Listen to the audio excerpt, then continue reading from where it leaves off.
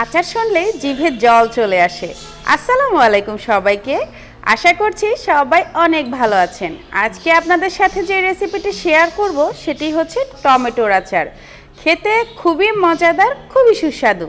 আমি আমার ছোট বোনের কাছ থেকে শিখেছি আচারটা কিভাবে তৈরি করতে হয়, তাই ভাবলাম এত মজার আচার আপনাদের সাথে শেয়ার না করে কি থাকা যায়। তো কিভাবে আচারটা আমি করেছি চলুন দেখে নেওয়া যাক।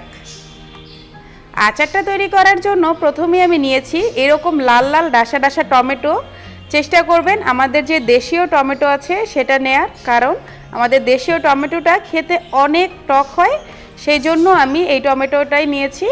আর একটু লাল হয়ে গিয়েছে এরকম টাইপের টমেটো নেয়ার চেষ্টা করবেন। সুন্দর করে ধুয়ে এগুলো এখন কেটে নিব। আমি সবগুলি টমেটো কেটে নিয়েছি। আমি আজকে 1.5 কেজি টমেটোর আচার করব। তো আপনারা আপনাদের পছন্দ মতো করতে পারেন। এখন তো টমেটোর ভরপুর সিজন, ইচ্ছা মতো বানিয়ে রেখে দিতে পারেন। এটা কিন্তু বছর জুড়ে সংরক্ষণ করা যায়। এভাবে কেটে ভিতরকার যে সাদা একটা অংশ থাকে সেটা আমি কেটে ফেলে দিয়েছি, কারণ ওটা সহজে সেদ্ধ হতে চায় না। ফোড়নের জন্য আমি নিয়েছি 5 ফোড়ন নিয়েছি আমি 1 টেবিল চামচ, আর হচ্ছে 1 চা চামচ নিয়েছি মৌরি, আর 1 চা চামচ রাঁধুনি। মৌরি আর রাঁধুনি দিলে ফ্লেভার অনেক ভালো আসে। আর দিয়েছি আমি 3 টেবিল চামচ রসুন কুচি আর 6-7টা শুকনো মরিচ, এভাবে আমি কেটে নিয়েছি। প্যানে আমি এরকম 250 গ্রাম সরিষার তেল দিয়ে নিচ্ছি। আপনারা চাইলে অর্ধেক অর্ধেক করে সয়াবিন তেল এবং সরিষার তেল ব্যবহার করতে পারেন।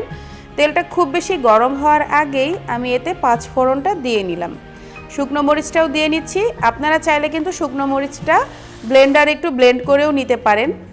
এটা আমি একটু ভালো করে নেড়ে চেড়ে তার মধ্যে রসুনটা দিয়ে দিব। তেলটা বেশি গরম হওয়ার আগে কেন দিচ্ছি, কারণ হচ্ছে 5 ফোড়নটা পুড়ে যেতে পারে, তাই আমি তেলটা খুব বেশি গরম হওয়ার আগেই 5 ফোড়নটা আর শুকনো মরিচটা দিয়ে নিয়েছি। এখন আমি এখানে রসুন কুচি দিচ্ছি। আচ্ছা, রসুন কুচি কিন্তু আপনারা থেতো করেও দিতে পারেন, বাট আমি যেহেতু দেশি রসুন তাই ছোট ছোট করে কুচি করে নিয়ে তারপর এতে ব্যবহার করেছি। এখন এতে আমি স্বাদ অনুযায়ী লবণ দিয়ে নিচ্ছি। আমার মোটামুটি 2 চামচের মতো লবণ লেগেছে। আপনারা টেস্ট বুঝে দিবেন, টমেটোটা কতটা টক বা কত কম টক সেটার উপরে ডিপেন্ড করে লবণটা আপনারা অ্যাড করে নেবেন। রসুনটা যখন একটু লালচে লালচে কালার হয়ে আসবে, মানে ক্রিস্পি একটা ভাব চলে আসবে রসুনে, দেন আমরা এতে টমেটোটা অ্যাড করে দিব। একটু ভালো করে নেড়ে চেড়ে দিচ্ছি। এই যে ক্রিস্পি হয়ে গিয়েছে কিন্তু বেরেস্তার মতো ব্রাউন হয়নি। এই পর্যায়ে আমি টমেটোগুলো এতে দিয়ে দিলাম। সবগুলি টমেটো দিয়ে খুব সুন্দর করে নেড়ে চেড়ে নিতে হবে। টমেটোর আচারটা না আসলে এতটাই মুখরোচক হয়, অন্যান্য সব আচারের পাশাপাশি আপনারা ভাত, বিরিয়ানি কিংবা পোলাও, এমনকি আমি তো রুটি দিয়েও খেতে এটা বেশ পছন্দ করি। আপনারা খাবেন, যে কোনো খাবারের স্বাদ বহুগুণে বাড়িয়ে দিবে এই আচারটা। আপনার খাবারের পাতে রাখবেন আশা করি। ভালোভাবে নেড়ে চেড়ে এতে আমি এখন শুকনো মরিচ অ্যাড করে দিব। শুকনো মরিচটা হচ্ছে আপনাদের ঝালের উপরে ডিপেন্ড করে। যেমন আমি অনেকটা ঝাল খেতে পছন্দ করি, আমি এই পর্যায়ে 1.5 টেবিল চামচ শুকনো মরিচের গুঁড়া দিয়ে দিয়েছি। আপনারা যদি আরেকটু কম ঝাল খেতে পছন্দ করেন সেক্ষেত্রে আপনারা 1 টেবিল চামচ দিতে পারেন। আমি বেশ ঝাল করব বলে আমি অনেকটা করে মরিচের গুঁড়া এখানে দিয়েছি। ঢাকনা দিয়ে ঢেকে হাই হিটে রান্না করব 5 মিনিট। হাই হিটে রান্না করব ঢাকনা দিয়ে ঢেকে, তাহলে হচ্ছে কি টমেটোগুলি খুব সুন্দর নরম হয়ে যাবে। এই জন্য আমি এটা হচ্ছে হাই হিটে রান্না করছি। আর ঢাকনা দিয়ে রান্না করাটা জরুরি, আপনারাও চেষ্টা করবেন ঢাকনা দিয়ে এই পর্যায়ে ঢেকে রান্না করতে, তাহলে টমেটোটা খুব সফট হয়ে যাবে। এখন আর আমি ঢাকনা দিয়ে রান্না করব না, এখন শুধু চুলার আঁচটা বাড়িয়ে টমেটোতে যে পানিটা উঠেছে সেটা আমরা শুকিয়ে নিব। একটু বারবার কষ্ট করে নেড়ে যেতে হবে, তা না হলে তলায় ধরে আসতে পারে। যেহেতু টমেটোর গ্রেভিটা অনেক বেশি ঘন, তাই নিচে লেগে যাওয়ার সম্ভাবনা অনেক বেশি থাকে। এই পর্যায়ে একটু ছিটতে শুরু করেছে, তাই আমি ঢাকনাটা একটু আগলা করে দিয়েছিলাম। এখন আমি এতে অ্যাড করব জলপাইয়ের আচার।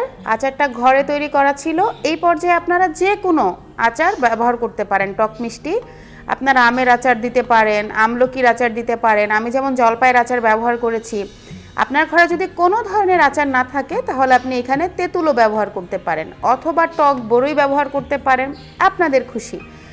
আচ্ছা, এখন আমি দিয়ে দিচ্ছি এতে 1 টেবিল চামচ মতো চিনি। আপনারা যদি অনেক মিষ্টি আচার ব্যবহার করেন তাহলে চিনির দরকার নেই। দিয়ে দিলাম আমি 1/3 কাপ পরিমাণ